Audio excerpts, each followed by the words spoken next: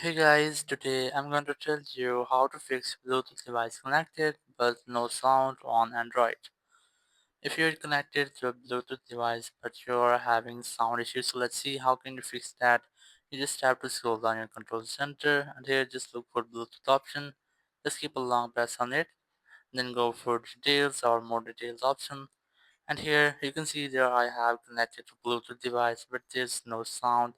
So let's see how can I fix that. Just tap on the gear icon in front of that name, and here you must have to enable some settings, which is audio and call setting. Just enable that. As you can see there's calls and media audio has been enabled. Once you have that, just tap on three dots in the top right corner for further settings. Just tap on advanced settings, and here you will get music share options. You must have to enable that, and here just enable the ringtone sync, and then tap on OK.